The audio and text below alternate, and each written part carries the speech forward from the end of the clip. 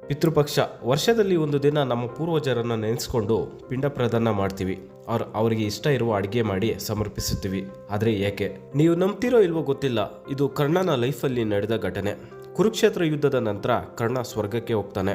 ಅಲ್ಲಿ ಕರ್ಣನಿಗೆ ತುಂಬಾ ಹಸಿವು ಬಾಯಾರಿಕೆ ಆಗುತ್ತೆ. ಆದರೆ ಅಲ್ಲಿ ಊಟದ ಬದಲಿಗೆ ಬೆಳ್ಳಿ ಬಂಗಾರ ವಜ್ರಗಳು ಮಾತ್ರ ಸಿಗುತ್ತೆ. ಆಶ್ಚರ್ಯದಿಂದ ದೇವತೆಗಳನ್ನ ಕೇಳಿದಾಗ ಗೊತ್ತಾಗುತ್ತೆ, ಕರ್ಣ ತನ್ನ ಜೀವನವೆಲ್ಲ ಕೇಳಿದವರಿಗೆಲ್ಲ ಇಲ್ಲ ಅನ್ನದಿರ ದಾನಗಳನ್ನ ಮಾಡಿದ. ಆದರೆ ಪಿತೃದೇವತೆಗಳಿಗೆ ಪಿಂಡ ಪ್ರದಾನ ಮಾಡಿಲ್ಲ ಅಂತ.